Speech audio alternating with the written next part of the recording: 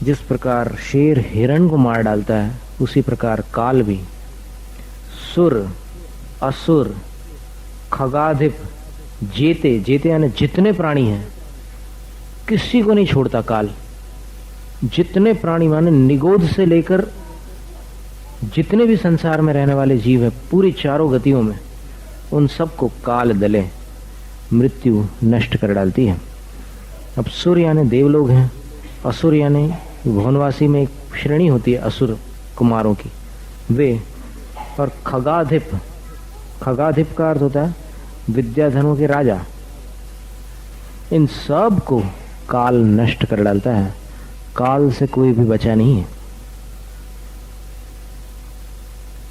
अब कोई कहे कि नहीं कुछ उपाय कर लें तो मृत्यु टल जाए, तो यहां कह रहे हैं कि मृत्यु यदि उपस्थित हो गई तो टल नहीं सकती। यदि रोग हो जाए या कोई और परिस्थिति बन जाए तो उसमें से तो पुण्योदय से मनुष्य बच सकता है, लेकिन मृत्यु यदि सामने आ गई हो तो मणि, मंत्र, तंत्र, बहु हुई, बहुत सारे भी क्यों ना हो, एक साथ मिलकर के भी कोई मरते न बचावे। मरते हुए को कोई भी बचाने वाला नहीं है।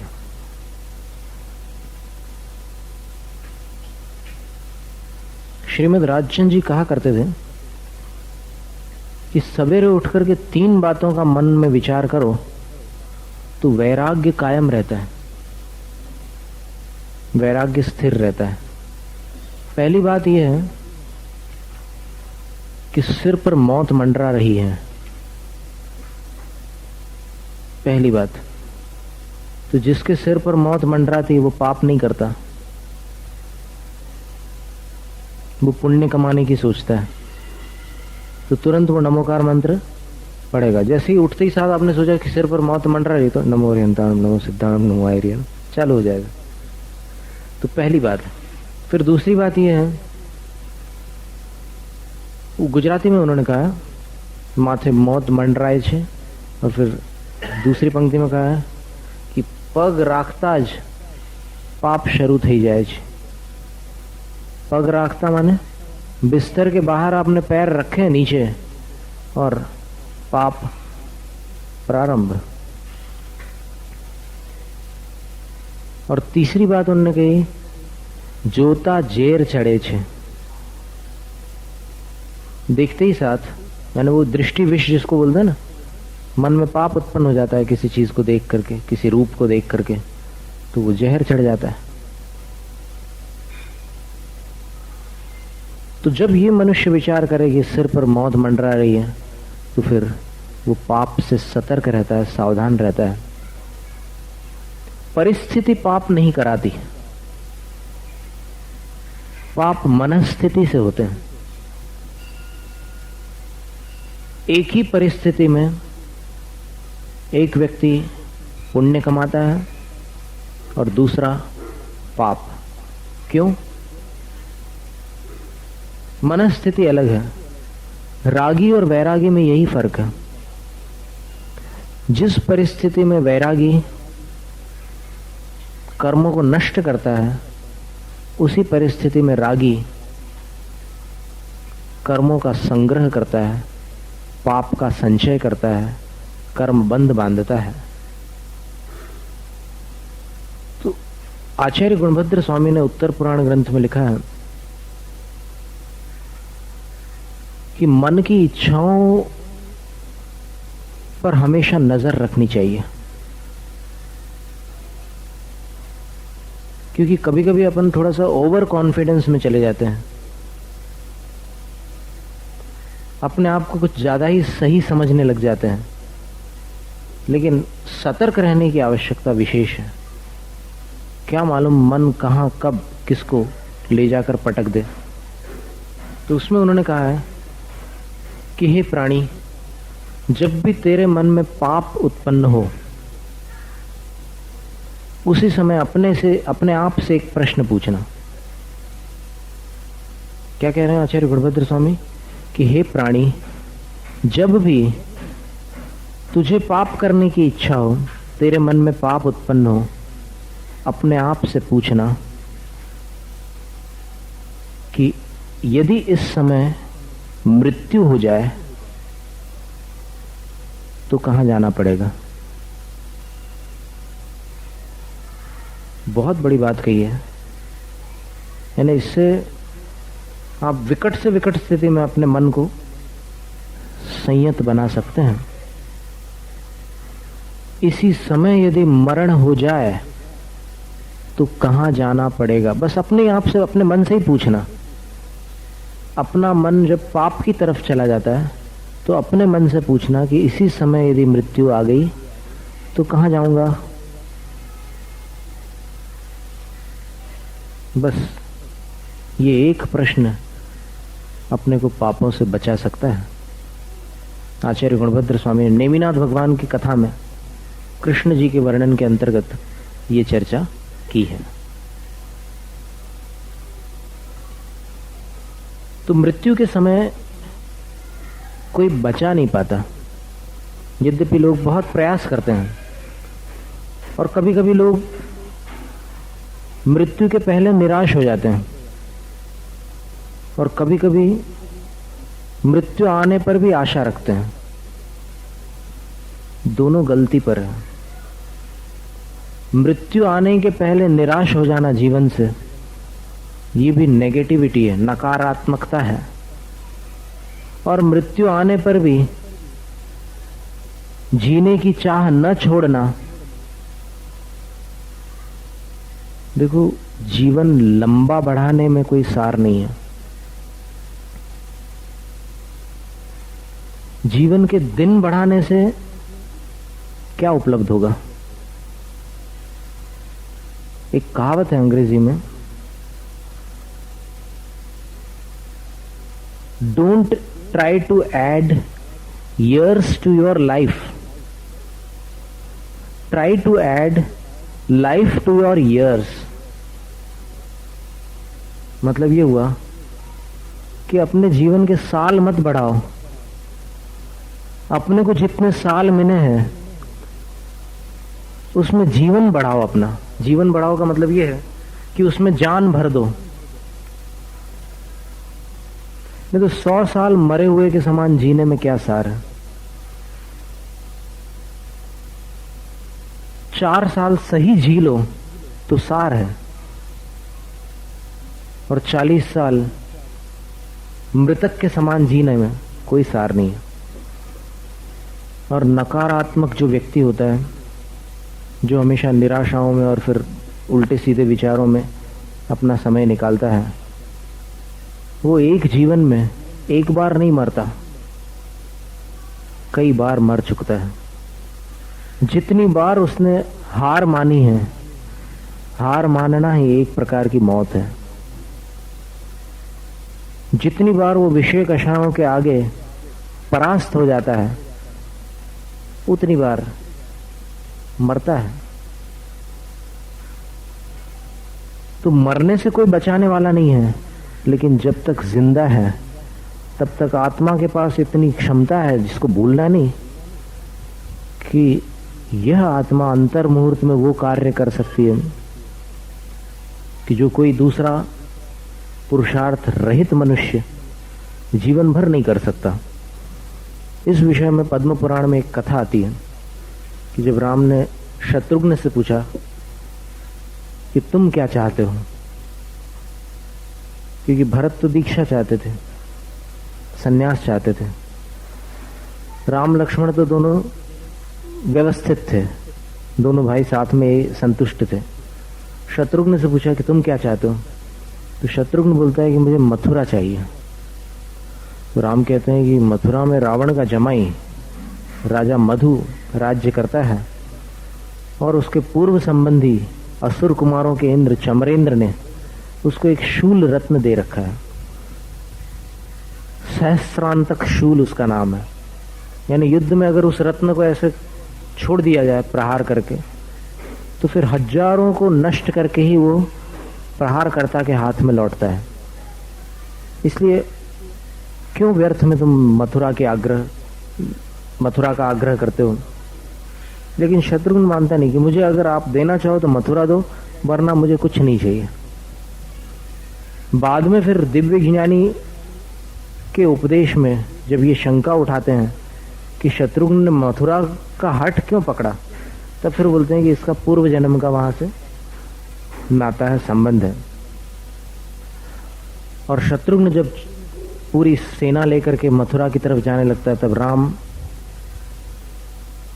अपना धनुष, वज्रावर्त धनुष शत्रुघ्न को देते हैं और फिर एक वचन लेते हैं उससे कि देख शत्रुघ्न, तू जा तो रहा है लेकिन मुझे बहुत चिंता है।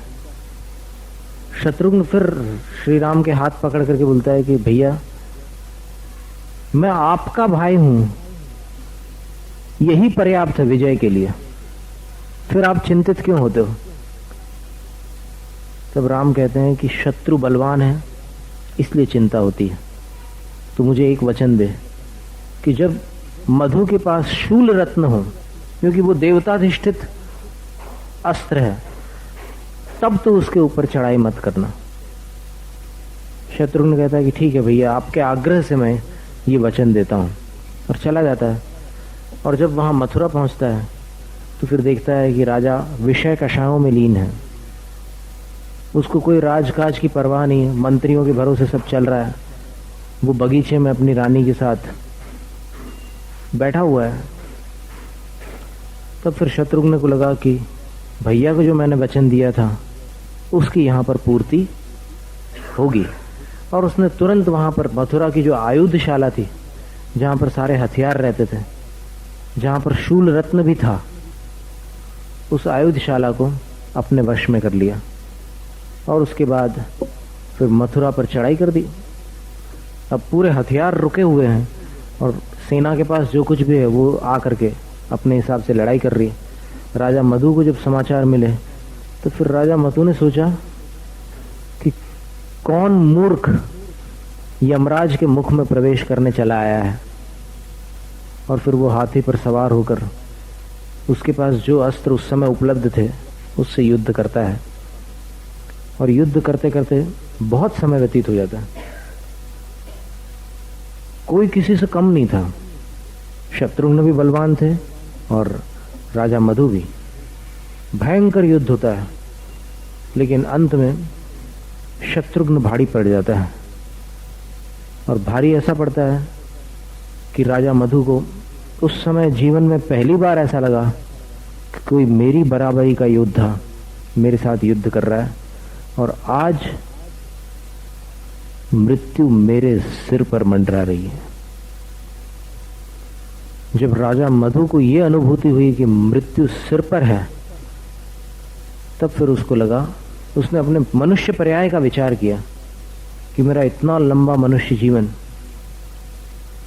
हजारों साल की आयु थी उस समय मुनि सुव्रत भगवान के तीर्थंकर के तीर्थ काल में। श्री राम की आयु 17,000 वर्ष की थी, तो ये मधु तो और बुजुर्ग थे। तो इतनी हजारों वर्षों की मैंने आयु पूरी विषय कषायों में ही व्यतीत कर दी, मेरी मनुष्य पर्याय का कोई सार नहीं निकला, और आज मैं यहाँ युद्ध के मैदान में मरकर निश्चित रूप से दुर्गति का पात्र बनने वाला हूं, क्योंकि मैंने जीवन में एक भी पुण्य नहीं कमाया। अब मेरा क्या होगा। ऐसा विचार करते करते, मृत्यु का विचार करते करते अंदर वैराग्य भाव प्रकट होता है कि नहीं, अभी भी मुझ जैसे वीर को पराजित नहीं होना चाहिए। इस शत्रु से मैं भले परास्त हो गया हूं, लेकिन मैं कर्म रूपी शत्रु को विजयी नहीं होने दूंगा। और ऐसा विचार कर उन्होंने हाथी पर बैठे बैठे, पूरा शरीर घायल था, आचार्य रविशंकर महाराज कहते हैं कि वसंत ऋतु के पलाश वृक्ष के समान वो दिख रहे थे। बसंत ऋतु में पलाश वृक्ष होता है, टेसू के जो फूल लगते हैं जिनसे गुलाल रंग बनाया जाता है, कोई खुशबू तो होती नहीं उसमें, लेकिन वो पूरे पेड़ लाल लाल फूलों से भरा रहता है। तो उसी प्रकार शेवले का जो, मधु राजा के शरीर में शत्रुघ्न के इतने अस्त्र लग चुके थे कि पूरी तरह से घायल था और प्राणांत बिल्कुल निकट आ गया था। सांस की गति बदल चुकी थी, यानी शरीर छूटने वाला था। तब उन्होंने अपने अस्त्र फेंक दिए। शत्रुघ्न ऐसे देखता रहता कि राजा ने अस्त्र फेंक दिए हैं, और हम सूर्यवंशी कभी भी निरस्त्र पर प्रहार नहीं करते। तो शत्रुघ्न भी अपने बाणों को वापस तरकश में डाल देता, धनुष को ढीला छोड़ देता, ऐसे टिका देता, और राजा की ओर देखता रहता है कि क्या करने जा रहे हैं, पता नहीं क्या विचार है इनका। और उसके बाद अस्त्र छोड़ने के बाद उन्होंने अपने वस्त्र और आभूषण भी नीचे गिरा दिए हाथी के, और उसके बाद सिर पर जो केश थे, राजा के सुंदर केश थे, उन्होंने अपने ही हाथों से जितनी शक्ति थी उनमें ऐसे उखाड़ उखाड़ करके नीचे फेंक दिए, और हाथ जोड़ करके पंच परमेष्ठियों का स्मरण किया और पंच पापों का सर्व सावध विरतोस्मि हमेशा के लिए त्याग कर दिया और मुनि दशा को प्राप्त हो गए। जैसे ही राधा मधु मुनि दशा को प्राप्त हो गए, शत्रुघ्न अपने हाथी से नीचे उतरकर उनको साष्टांग प्रणाम करते हुए, हाथी पर बैठे हुए हैं और उनको वहां प्रणाम करते हुए हाथ जोड़कर क्षमा याचना करते हैं कि महाराज, हमें लग रहा था कि हमने आपको जीत लिया, लेकिन आप हमसे भी महान पुरुषार्थी निकले, आपने कर्मों को जीत लिया। हम आपको प्रणाम करते हैं और आपसे क्षमा याचना करते हैं कि हमारे कारण आपको इतना कष्ट हुआ, अभी भी आपके शरीर से रक्त बह रहा है, हम क्षमा चाहते हैं। तब राजा मधु कहते हैं कि हे रिपुसूदन, हे शत्रु के विजेता, हे शत्रुघ्न, तुम क्षमा के पात्र नहीं, धन्यवाद के पात्र हो, क्योंकि हजारों वर्षों से जो मेरा विवेक सोया हुआ था उसको तुमने जगाया है। और बस अब मेरा सबके प्रति क्षमा भाव है, मैं भी सबसे क्षमा चाहता हूँ, मेरे कारण जिनको भी कष्ट हुआ हो सबसे मैं क्षमा चाहता हूँ और सबको क्षमा करता हूँ। ऐसा विचार करके, बोल करके फिर वो बैठ जाते हैं ध्यान में वहीं हाथी के ऊपर, और हाथी पर बैठे बैठे अंतर मुहूर्त में उनका शरीर छूट जाता है। तो राजा मधु की ये कथा आती है कि क्षण मात्र में मृत्यु का चिंतन करके उन्होंने वो काम कर लिया जो बड़े बड़े लोग जीवन भर नहीं कर पाते। तो इसलिए सवेरे उठते ही साथ सिर पर मौत मंडरा रही। किसी को पता है क्या कि अपना कौन सा दिन चल रहा है ये जीवन का? मान लो अपने जीवन के कुछ हजार दिन अपने को मिले हों, तो उन हजार दिनों में कौन सा दिन है ये आज का, कौन जानता है?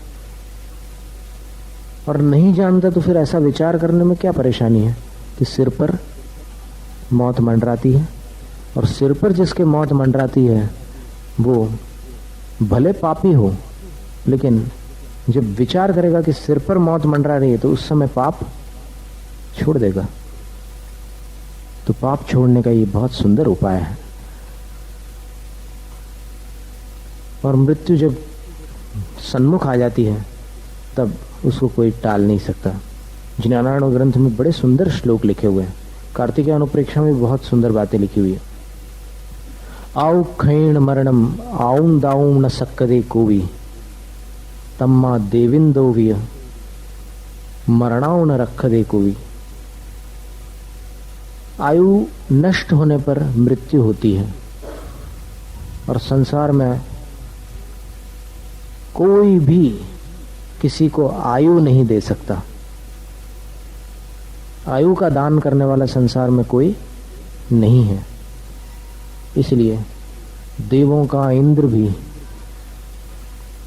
किसी को बचा नहीं सकता। क्यों नहीं बचा सकता? क्योंकि वो किसी की आयु नहीं बढ़ा सकता। फिर उसके आगे और गाथाएं हैं, उसमें ये लिखा है कि यदि देवताओं के इंद्र किसी को बचा सकते मरने से, तो सारे मनुष्य उन इंद्रों को प्रसन्न कर करके अमर बन जाते हैं।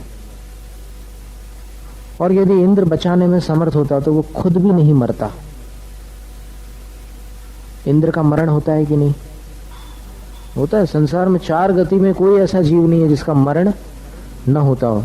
तो जब इंद्र का भी मरण होता है तो वो स्वयं को क्यों नहीं बचा पा रहा है? जो स्वयं को नहीं बचा पा रहा है वो किसी अन्य को क्या बचाएगा? पर इसमें फिर दूसरा चिंतन ये भी आवश्यक है कि जीवन नश्वर है, जीव अविनाशी है। आ रहा है समझ में? जीव नश्वर है क्या? नहीं, जीव अविनाशी है, जीवन नश्वर है। इसलिए जीवन नष्ट होने पर जीव नष्ट हो रहा है ऐसा नहीं सोचना। जीव तो अजर अमर अविनाशी है, और उस जीव का कल्याण करना हो तो जीवन नष्ट होने के पहले कुछ कार्य अवश्य कर लेना चाहिए। उसमें से सबसे महत्वपूर्ण कार्य है संलेखना। और संलेखना व्रती की होती है, असंयमी की नहीं होती। किसी को मृत्यु के समय नमोकार मंत्र सुना दो तो संलेखना नहीं कहलाती। वो ठीक है, उसकी सद्गति हो सकती है, अथवा उसके उस समय पुण्य का उदय हो सकता है जिस समय आप उसको नमोकार मंत्र सुना रहे हैं, लेकिन उसको संलेखना का फल नहीं मिलने वाला। संलेखना बड़ी महान क्रिया है। सत और लेखना, लेखना का अर्थ होता है कम करना, घटाना, कृश करना।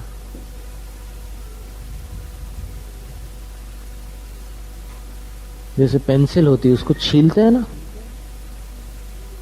तो उसका वजन कम हो जाता है। इसी प्रकार संलेखना के समय कषायों को और शरीर को घटाया जाता है। कोई पूछ सकता है कि सिर्फ कषायों को घटा लेते, शरीर को घटाने की क्या आवश्यकता थी? तो उसका उत्तर यही है कि शरीर साधन है, और साधन अगर शुद्ध होगा तो साधना में सहायक बनेगा। साधन में गड़बड़ी होगी तो साधना में भी अड़चन आएगी।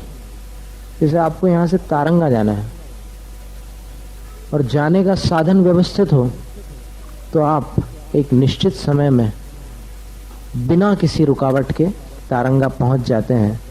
और साधन दूषित हो तो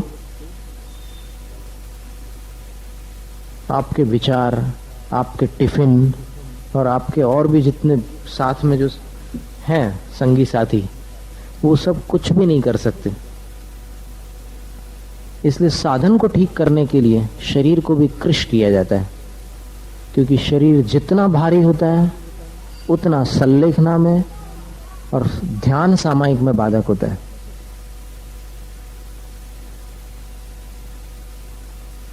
भारी शरीर बाधक होता है, और फिर भारी शरीर को ठीक किया जा सकता है, वो कोई लाइलाज बीमारी नहीं है।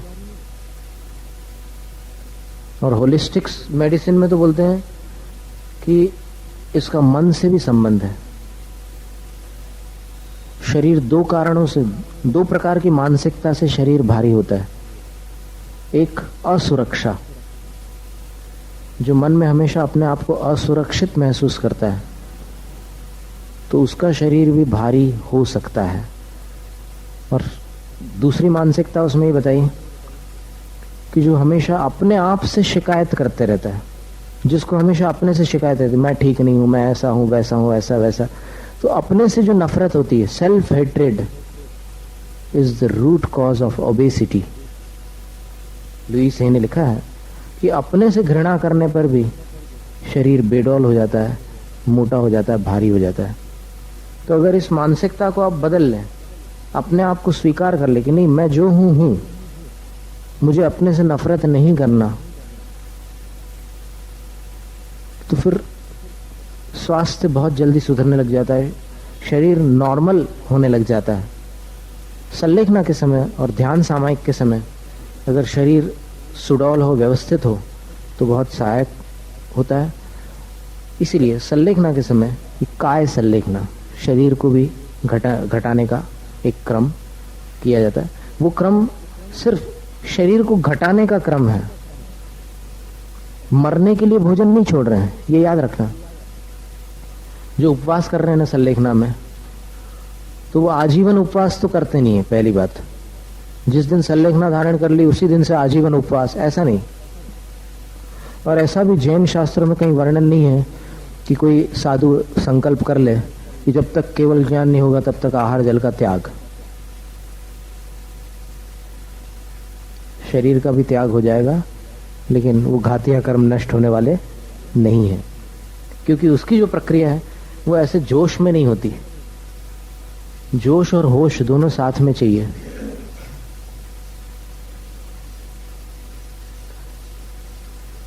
सल्लेखना में होश अपेक्षित है और जोश भी अपेक्षित है, उमंग भी जरूरी है। और आत्महत्या में होश तो रहता नहीं, अकेला जोश रहता है। सल्लेखना में होश की जरूरत होती है। तो इसमें कषायों को भी कम करना है और शरीर को भी घटाना है। तो सल्लेखना के क्रम में जब काय सल्लेखना होती तो उसमें हमने बतलाया था मृत्यु महोत्सव के व्याख्यान में कि शुद्धिकरण होता है। कुछ ऐसे विषैले तत्व शरीर में जमे रहते हैं कि जो उपवास के बिना और काय सल्लेखना की प्रक्रिया के बिना अलग नहीं होते, मिटते नहीं। दृष्टांत भी दिया था कि नैनागिर में एक सल्लेखना हुई थी, तो सल्लेखना के समय आचार्य श्री ने उनको दवाइयां छुड़वा दी थी। अब उनको क्या था कि कैंसर था, उनके पैरों में जांग में जो फोड़े थे वहां कैंसर था और दवाई के बिना चल नहीं सकता था काम। लेकिन आचार्य श्री ने दवाई छुड़वा दी।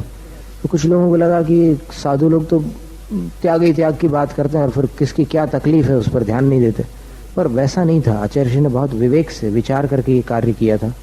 तो जब उनको दवाई छुड़वा दी और फिर काय सल्लेखना का क्रम बतला दिया कि आपको भोजन में अमुक अमुक वस्तुएं लेनी है, इतनी इतनी मात्रा में लेनी है और इतने अंतराल में आपको उपवास करना है, तो उस क्रम से चलने पर उनका कैंसर ठीक हो गया। कैसे ठीक हो गया? क्योंकि उस क्रम से हुआ ये कि शरीर में जिन विषैले तत्वों के निमित्त से वो बीमारियां थी, वो विषैले तत्व रिलीज हो गए, छूट गए। अब कुछ ये टॉक्सिन्स रिलीज होते हैं और कुछ मेंटल टॉक्सिन्स, जिसको क्या बोलते हैं कि मानसिक इमोशनल रिलीज भी बोलते हैं। तो कुछ भावनाओं में भी कुछ चीजें ऐसी निकलती हैं। तो साधना की प्रक्रिया के द्वारा मन भी शुद्ध होता है और तन भी शुद्ध हो जाता है। तप से होवे कंचन काया, मन का मैल हटावे। तप से काया भी कंचन जैसी हो जाती है और मन का भी मैल दूर हो जाता है। इसलिए सल्लेखना बहुत उत्कृष्ट प्रक्रिया है और जहां तक बने जितनी शक्ति हो उसकी भावना तो करनी चाहिए। और भावना करने मात्र से अकेले काम नहीं होता, उसके साथ कुछ प्रयोग भी करते रहना चाहिए, कुछ अभ्यास भी आवश्यक है। नहीं तो आपकी उम्र ढलते जा रही है, दांत गिरते जा रहे हैं, बाल पकते जा रहे हैं, कानों से सुनना बंद हो रहा है, आंखों से दिखना बंद हो रहा है, सारी चीजें आप देखते जा रहे हैं और फिर मुंह से बोल रहे हैं कि मेरी सल्लेखना हो जाए, करने को कुछ नहीं। पुरुषार्थ के नाम पर बिल्कुल जीरो है, कोई पुरुषार्थ नहीं कर रहे हैं। तो ऐसे बोलने रटने मात्र से सल्लेखना नहीं होती, साथ में कुछ करना भी अनिवार्य होता है। बहुत सारे लोग हैं, सब जानते हैं सल्लेखना क्या है और जैन शास्त्रों को पढ़े हुए लोग हैं, लेकिन सल्लेखना कहाँ कर पाते हैं। पंडित दरबारी लाल कोठिया जी, एक बार हम लोग बैठे थे, स्वाध्याय चल रहा था और स्वाध्याय में उन्होंने न्याय पढ़ा रहे थे, न्याय दीपिका, परीक्षा मुख वगैरह। तो उसमें एक बार उन्होंने एक श्लोक बोला, समीक्ष व्रतमादेय मात्तम पाल्यम प्रयत्नतः। सोच विचार करके व्रत धारण करना चाहिए और धारण करने के बाद पालन करना चाहिए। ये श्लोक बोला और उनकी आंखों में आंसू आ गए। फिर आगे उन्होंने कुछ स्पष्टीकरण नहीं दिया, उनको क्यों आंसू आ रहे हैं उन्होंने इस बात को खोला नहीं। फिर हम आचार्य श्री से जब मिले तब आचार्य श्री के साथ चर्चा की कि ऐसा प्रसंग एक बार निकला था, तो पंडित जी ने श्लोक बोला था और श्लोक बोलने के बाद उनकी आंखें भर आई थी। तब फिर आचार्य श्री ने कहा कि ये उनका अनुभव है, बीमारी के कारण, अस्वस्थता के कारण